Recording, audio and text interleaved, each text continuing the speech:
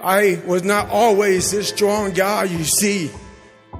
I went through a lot of hard times in my life to get here today. All I wanted to be was an uncommon man. In my whole life, I was not that. I was 6'1" and 300 pounds. I walked in the recruiter's office and he looked at me and he said, "You're fat and you're black." He said, I basically had to lose 106 pounds in less than 3 months. I came back 3 months later, 106 pounds lighter. Thank you. You have to wake up and you have to give yourself belief. It's about gaining control of your mind, putting things back in the proper perspective, and then saying, I really do want to be here. With every obstacle, I look at it as friction now. Without friction, there is no growth. You have to have friction in your life to grow. So I start looking at all these different things versus the woe is me mentality. Like, oh my God, look at my life. My life's so f***ed up. I come from this family. I'm being beaten. I'm being abused mentally, physically. I start looking at it as the perfect trial ground. So I had to flip it upside down and say, okay, I'm suffering tremendously, mentally. Use this to your advantage versus your disadvantage. So that's what I did. Versus looking at it as like, oh my God, woe is me, I'm never gonna get out of here. I looked at it as, okay, hang on a second. If I can overcome this, if I can find some power in this, some way to get through this, that right there will be the fuel for the rest of my life. And so I found great strength in suffering. It showed me even more of what we have as humans, if we're willing to go there and we're willing to push that extra step. A lot of people, man, how do you do what you do? At the end of the day, I ask myself one question: can I take one more step? And usually the answer is yes. So if you can answer that question and not take another step, that is real failure. That is real quitting. A lot of people can take one more step, but they choose not to. I don't know if you can take 2 steps.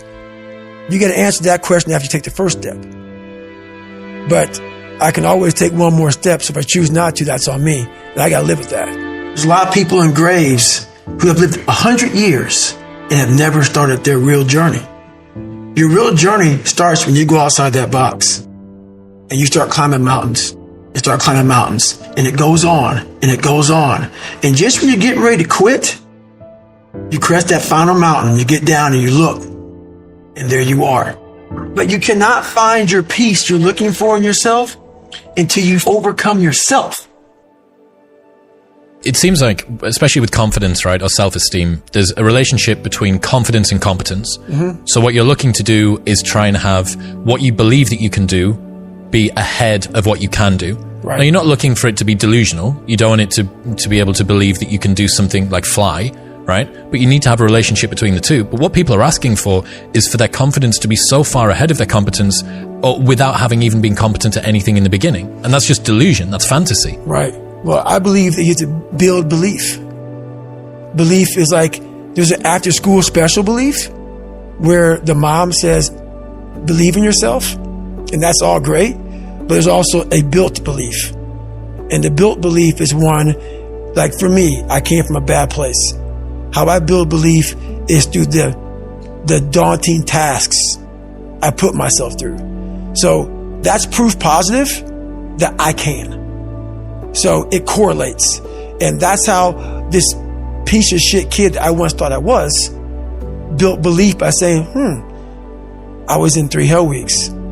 I went to Ranger School.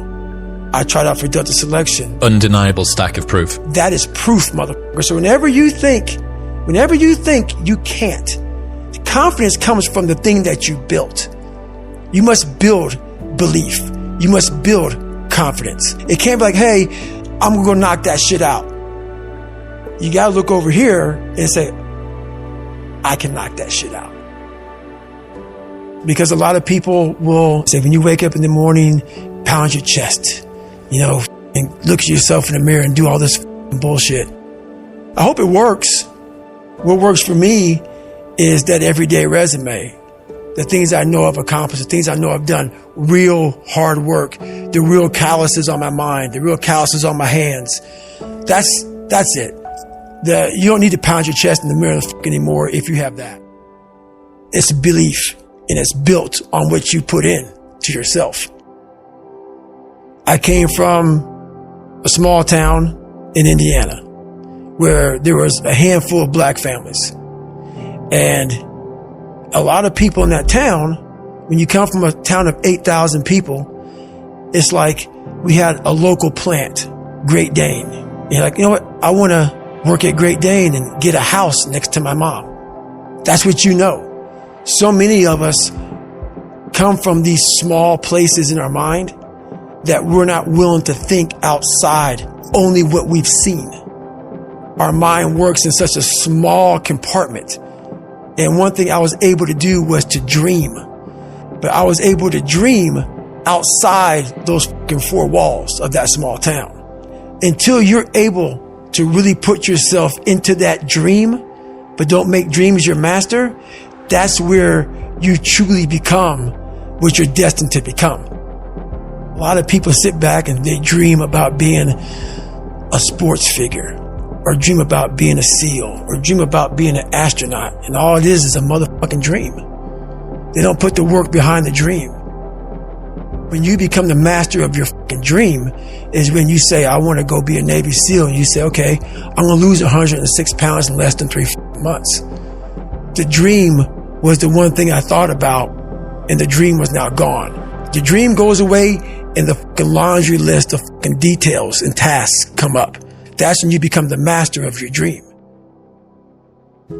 Ryan Holiday says, talking about the thing and doing the thing vie for the same resources. Allocate yours appropriately. That's it. That's it. That's the way it works as well. That's the way that the brain works. You can actually get these kicks of dopamine by telling your friends about, I'm going to be a Navy SEAL. I'm going to start my training next week. It's going to be great. I'm going to feel like this. Feels good. It feels good to talk about that shit, man. It actually makes you feel good, makes you feel proud, all that shit. But guess what happens? That alarm clock goes off at 4 a.m. to train. I don't want to be a SEAL today. Or I don't want to be whatever today. I'll start tomorrow. And that's the usual pattern of people's lives. That's why I talk about clearing out the mind. Until you really want to do something, you're always going to be a talker. You're always going to run your mouth. So if you wake up in the morning and you don't want to do something, you don't care enough about yourself. And that's what you need to really research is, man, why am I not doing this for myself?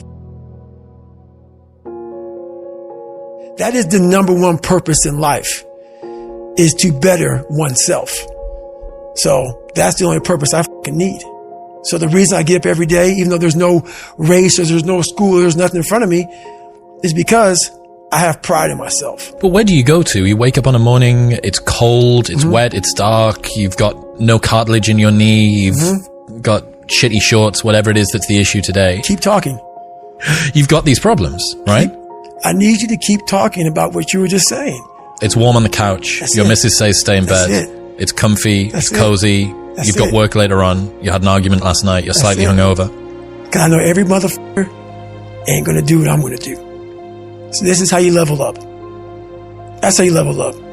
I know there's a whole bunch of people with that right there. That fires me up. That makes me fucking happy, what you just said. That brings joy to my life right there. Why? Because I know there's so many people that have the ability and just refuse to get off that couch. Refuse to study a few more hours. Refuse to go deeper, to go further. And that's where I gain the advantage. It's so easy to be great nowadays, my friend, because most people are weak. Most people don't want to go to that extra mile. Most people don't want to find that extra because it sucks. It's miserable. It's lonely.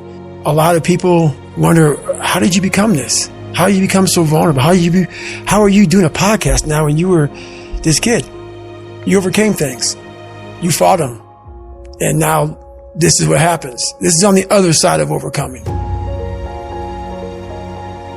You become very, very powerful when you overcome yourself.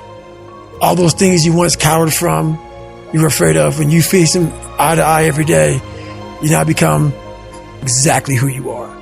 You've faced your demons. You were able to hear all your past traumas. When you go to war with yourself, you find a lot of peace because you know exactly who you are And that is where the peace is really found for me. Talk to me about what it takes to be on one side of a door in Iraq or anywhere, knowing on the other side of the door people who are not afraid of you. They're ready for you to come in, and they have guns, and you still have to breach that door. That's a great question.